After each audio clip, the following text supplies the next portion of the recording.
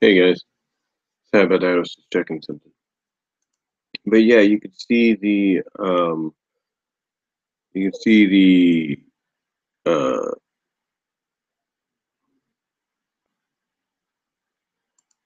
sorry for the lag there.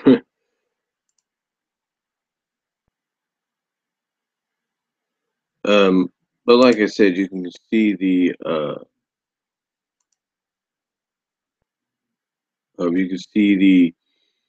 title. First of all, thank you all for watching live. If you're watching live early this morning, but I thought I'd get this out of the way as quickly as could before I have to get ready for work. But yeah, um, the video says it best. It's going to be 2018 is going to mark a decades long run for me here on YouTube. Um, Now the official 10-year anniversary, if you want to put it that way, doesn't doesn't really begin until about June 4th of 2018, or isn't really officially until June 4th, 2018. But the way years have been going by like lightning almost. Um, I have to say that this, just thinking about it, it's really it's really surprising how far I've gotten. I mean, I remember when I first discovered YouTube, I was under, I think I don't know what my first name was, my first username was, which was B Walmer or something else. I can't really remember. I think it may have been B Walmer or something. And I remember being under that account, and I was on that account for at least up till I think September, October of 2006, and that's when YouTube was still kind of in its infancy and still trying to find its footing. So, after that, I waited a few months and then I created a new email account, which allowed me to have my previous channel, which I think might have been BW Roses or B B Walmer. I can't remember what it was. I really can't. It might have been B Walmer, and then the other one was, oh no, the first one I think was BW 1979, and then the other one may have been B Walmer, or it might have been reversed, one of the two. So I had that going on for about 2.5 years, or actually a year and a half, and then that got deleted. My nephew, I think my oldest nephew, said that he may have caused it to be deleted or something. I'm not really sure. I don't think he did. So that ended up being taken down. But I had learned from my previous mistakes that, hey, instead of just being worrying, okay, what do I do next? I had Comcast. I had just gotten Comcast about back in I think November of that year. When we had Comcast, what I'm saying is I had just gotten the internet going about around November, December of that year. So, courtesy of Xfinity, Comcast, and I was able to basically start having internet. And it was around this time that I still had my previous account, and then that got deleted, which ironically, I find ironic, got deleted or terminated after I'd said something about a certain group out there that uses a certain website to make fun of people, insult them, even established internet personalities like Lynn Cara and Doug Walker, Nostalgia Critic, and many others. They find a way to use this parody of a site, of a well known search site or online dictionary search site, if you know what I mean, to parody people. So it was kind of ironic that I got deleted after that. And then I ended up but learning my lesson from the first time, I ended up creating a new account, and then and then later on, when Google became part of YouTube, YouTube became part of Google. Through Google Plus, I was able to create another account, which would have been my third one, but also created before that another account, which is my second one. And then, of course, I created something at Daily Motion, just so I can cover all my bases. And then, of course,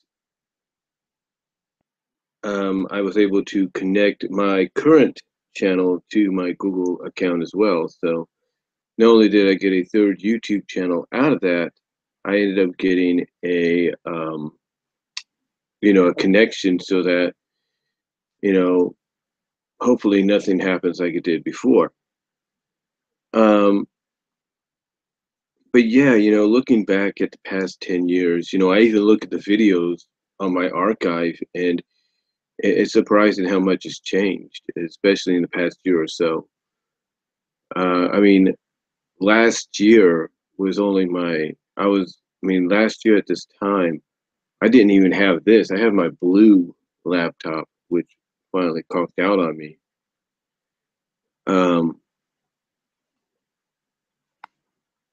but basically, I wasn't even 2 months into this household. Me and my mom weren't even 2 months into this house because we had lived a majority of the time at our house down in Patterson.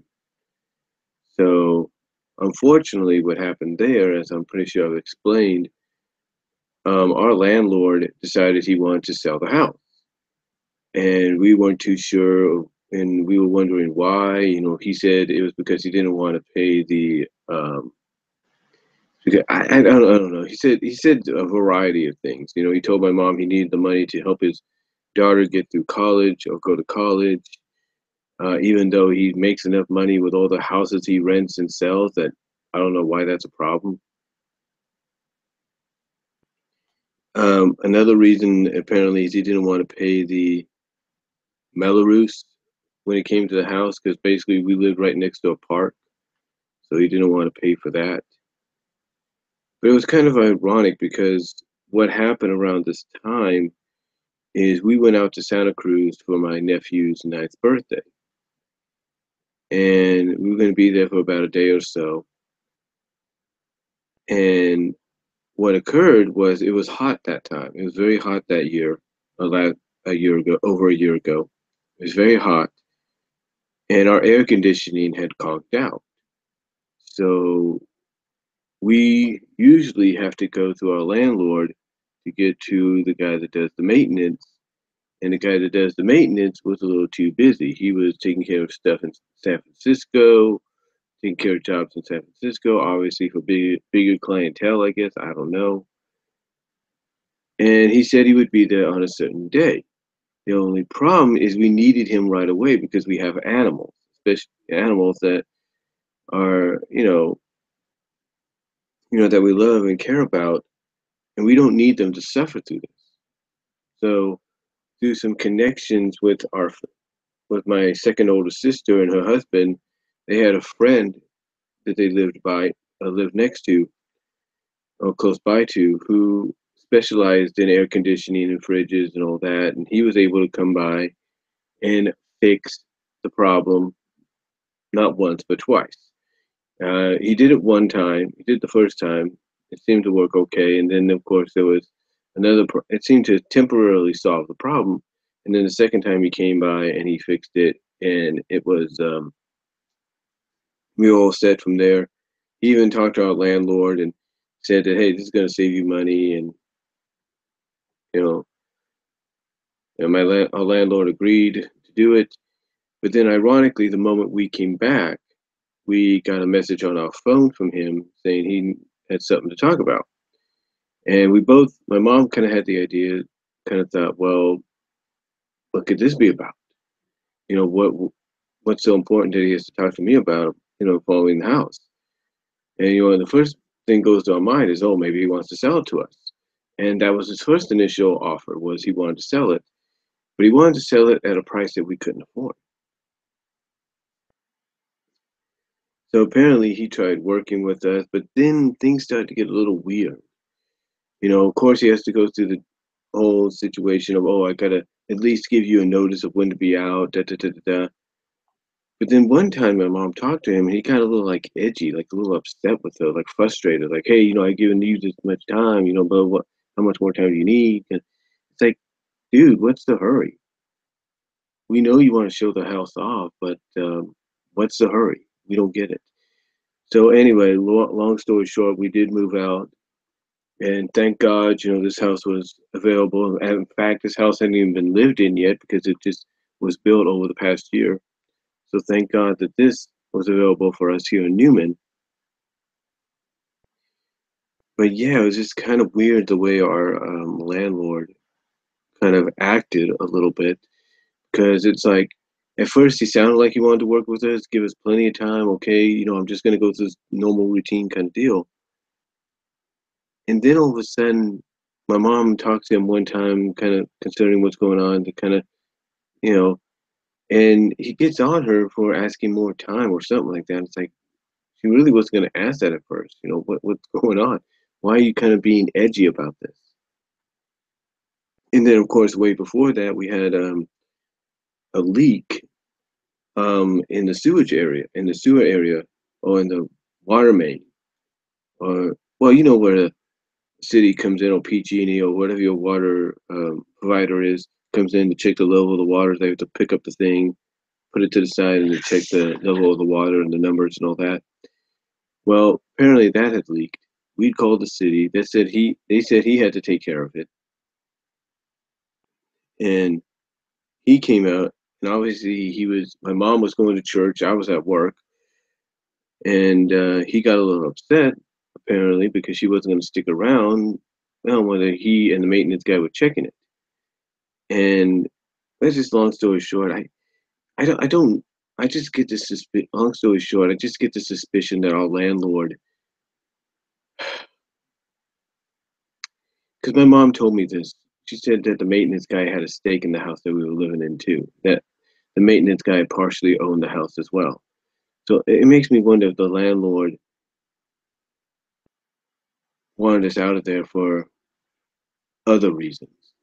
Like, did he want us out of there? Did he want to sell the house because he, what he said was true and legit?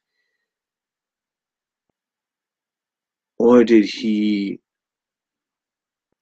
sell it to, or did he want to get us out of there because the maintenance guy that partially owned that house was upset at the fact that we got somebody else to come in, fix the air conditioning for cheaper than him, and instead of waiting on him, he should be helping us. I think it's supposed to be, your tenants, customers first, and not yourself. I'm just saying. But yeah, it's just things just don't really add up. And I think even now, over a year later, my mom still asks anytime we bump into my former neighbor, who's still good friends with us. My mom's always curious, and she asks me, "Well, did she say who's living in the house?" Because I think my mom's kind of coming to the conclusion that something just didn't add up at all with us moving out the way we did. It's like we weren't given enough time. It's like if he would have told us maybe at the beginning of 2016 that he was gonna, or at least around the springtime, that he was considering selling the house, selling the house before the year was out, a lot of things could have came. A lot of things could have played a major factor. One, it could have given us enough time to probably save up the money to buy the house, and even if not that, it would have given us plenty of time to find a place or find a location we can live in. But it's like all of a sudden he decides to have us move out. Ironically, he announces he's going to do this almost a week or two, almost a week after. Not even that, we had a friend of our family's come in and do the repairs.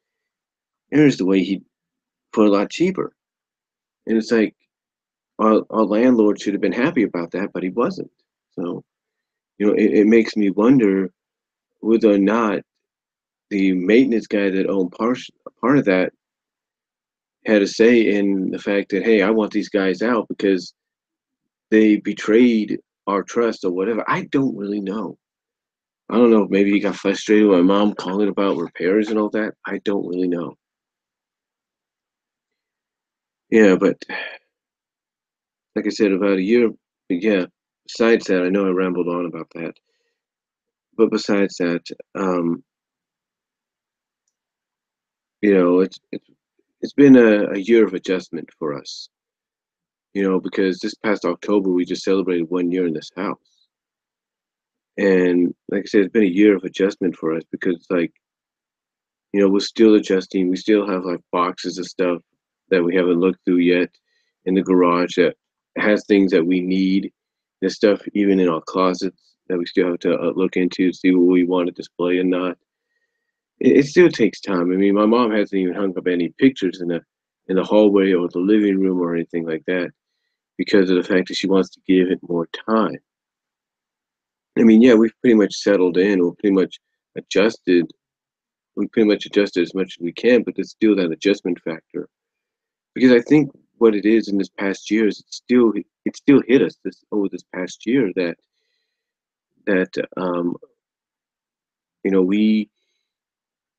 we had to move, and it still hits us because it's like, yeah, this is our home now. This is where we're living now, but it's still kind of I think strange in the sense that we're not where we feel we need to be. We're not where we're used to have been for the past decade because we lived there for a decade long run, well, almost a decade. It would have been a decade this year. This year would have been a decade, but that didn't happen. And again, I can't judge whether or not why the reason was, but just the way things kind of played out. And as you see here on my YouTube channel, I've done several videos even before we left, kind of talking about, oh, this is probably one of the last videos you're going to see in that house, which, one of them was where I did an overview and discussion on my new Polaroid camera. And then, of course, looking back, I did a video, one of my first videos after the internet was installed and everything here, from this house. So, yeah, it's just hard to believe what I've gone through with this channel in the past. What I've gone through personally, when it comes to even having this channel over the past decade.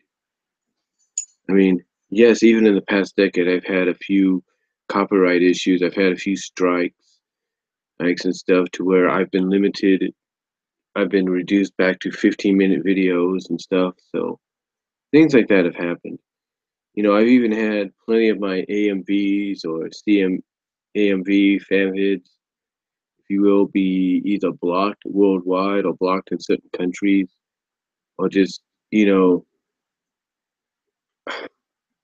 I've been given copyright notices saying, hey, your video is still playable, but you may see ads doing it and stuff. So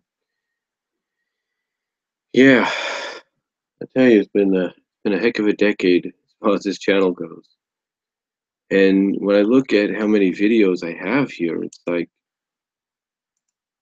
it even surprises me. Honestly, it even surprises me of how many videos I got right now. I mean, if I was to take a look at my information as I load it up,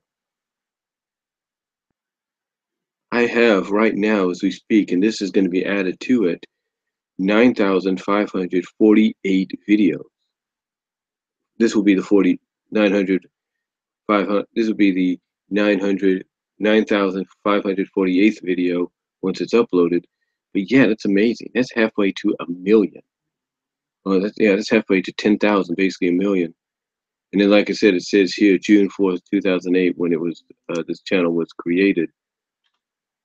Um, but yeah, it's hard to It's hard to believe how much I've gone through with this channel, what I've uploaded, what has been taken down, what's been copyrighted, stuff like that.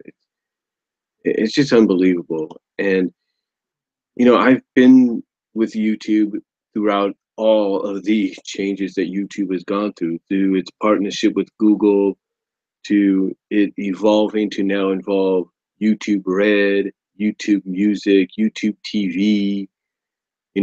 It now works with entities like WWE and UFC to do live pre-shows or live events.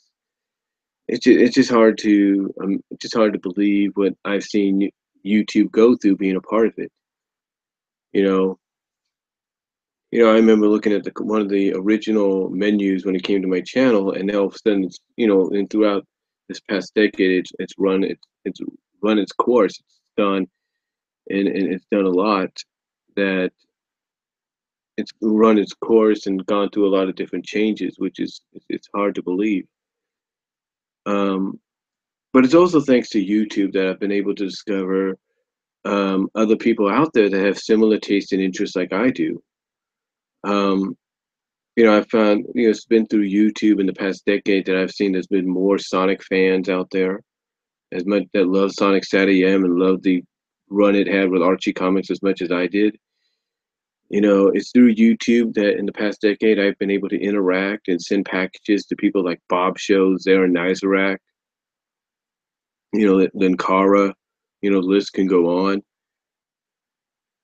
And heck, it's through YouTube that in the past several years, I've gone from being a doubter to being like, yeah, it's a good show and all that, to becoming a fan, becoming a brony myself, if you will, with My Little Pony Friendship is Magic. Just for the fact that certain clips are uploaded that I got a chuckle out of. And from what I've heard people review, for people involved, fans involved with the Rift Cafe, like Lightning Bliss, Golden Fox, Silver Quill, Eliora, Keyframe, Firebrand, you know, the list goes on. To see these people about my age, maybe a bit younger, or in my category, my generational category, coming out and talking about a show originally meant for little girls and saying how good it is, from the music, the animation, the characters, to how much it's evolved in animation. Just to see that and start taking notice myself and be like, you know what, maybe I should give this a chance. And by giving it a chance, seeing exactly what everybody is saying is true about it. Even to the point that in this past year, in fact, back in October, I went on the bus on my day off, which ironically was the day the movie came out, and I ended up going to see the movie in theaters. I even pre-ordered my ticket, I think the day before, and I went and saw the movie in theaters. And now I'm on the verge of buying the movie officially on DVD and Blu-ray on the 9th of January, even though, thanks to the leaks, if you will, I have it already on DVD thanks to the leaks. But I plan to get the Blu-ray version, so it's going to look a lot better. um, yeah, it's hard to believe that it's been through YouTube that I've been able to experience all this, get to know these other people, all these other personalities, people that, like I say, have similar tastes like I do. I mean, heck, I've been able to become a fan of OTRS Central, which even the Schleg Daddy has even mentioned in a recent Q&A video he did, saying that I go back all the way to the days of the original OTRS crew, which is who are 2 years short of a decade themselves. Yeah, 2020 is going to be 10 years for OTRS Central. Hard to believe. Heck, I was able to discover people like Deluxe Man. And it's just, and as a wrestling fan, I've been able to watch and see different matches in the past and the currentness from the current and past of the product, and being able to see and enjoy that, like, I don't think you can ask for any more from any. I don't think if you're in my shoes, you can't ask for any more from a place like YouTube or being part of something like YouTube for the past decade. Heck, I've been able in the past decade, been able to discover Nostalgia Critic, Angry Video Game Nerd, the Irate Gamer, gaming historian, Black Nerd, Andre Meadows, you know, who else? Linkara, like I said, Cinema Snob, Angry Joe, Review Tech USA, you know, the list just goes on. Heck, even to find out that people use YouTube just to put certain various clips in there that tie into what they're a fan of. Like there's a Captain TF that does transformation clips of live action, animation, whatever. There's recently I found out a Mr. Unknown RIP does transformation clips. It's like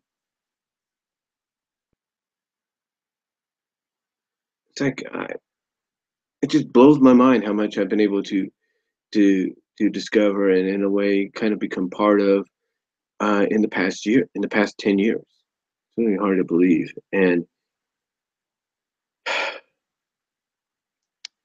you know, being able to share my own views and everything has been great. I mean, heck, just looking at the fact that my videos are getting so many views in the past decade is huge. I mean, some of my fan vids of Shadow the Hedgehog and Rescue Rangers have, and even Sonic and Sally have gotten into the 300, into almost the near 500,000 range, if you will, when it comes to views. And it's surprising. I mean, just to know that those have been made possible, that those have been made the way they have been because of support, because of the fact that I have a place like millions of people. I have a place like YouTube that allows me to be creative, to share my creativity. Beauty. I mean, it's unbelievable. I mean, heck, even recently when the net neutrality vote was going to happen, I did a live video 4.5 hours before that. And that live video, just like this one is right now, got many, many views. I looked at the view count growing. I was like, whoa, that's a lot of views. And then when I did the aftermath live stream when I did the live stream aftermath, that got a lot of views, if not more so. All because of the fact that a lot of people were upset with the fact that this FCC group, three of its members, decided, we don't need net neutrality anymore. Bye bye. So yeah, it's unreal. It's been unreal, and the fact that I've been able to use several of YouTube's amenities, if you will, to kind of post videos and share videos, from its public amenity, like what I'm using now, to its private one, to where I don't have to worry, to where if I just want to upload a video for my own privacy, so no one else sees it, kind of like my own personal video album, then I can do that. If I'm able, heck, I'm able to upload a video and unlist it and share it with certain people, so that in a sense it's public but private. It's kind of like a privately public video. And now you get the whole schedule part where you can upload a video and then schedule it for whenever you want it to upload. It's unbelievable. It's unbelievable what I've been able to do with being part of YouTube, and I am grateful. I am grateful for that. Heck, in the past decade, in this past decade that's upcoming on June 4th, I have never once, no matter how many times they offered it to me, or it said maybe you should give it a chance, never once did I ever, and I truly admit this, ever, never once did I ever monetize my channel. Never did I ever monetize. It's like, why would I want to monetize my channel? I mean, yes, I can make some extra cash here and there. But to me, the one thing I always looked at monetization when it comes to my channel is, yeah, I can make some money, but there's always that risk factor. And with all due respect to Google and YouTube wanting to offer that, I always felt that there was that risk factor that it's like I could do it, but then my channel would be at risk. I see what guys like Angry Joe and Linkara and Media Hunter and all of them go through, that when it comes to monetizing their channels, if they end up in a certain situation, it could hurt them. So to me, I don't want to take a chance. I mean, I said I would consider it in the future, but all depending on what happens in the next several days financially for me is going to be where it kind of goes up in the air. Like, should I not? You know, it's going to be a question. Um, but yeah, it's just I don't know what else to say, but say besides what I have said. And I think each and every person out there that has supported my channel, has stood up for this channel, has stood up for me when it comes to this channel and what I discuss. I thank you guys. I thank you from the bottom of my heart. I thank you guys for doing that. Because I know, just like a lot of us, we deal with trolls. We deal with cyberbullies.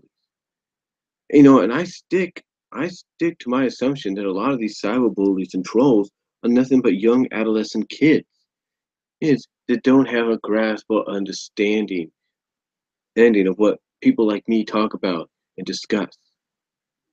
They're just bored. They're like, oh, that's not cool. I'm gonna tell them to go do this. And you know what?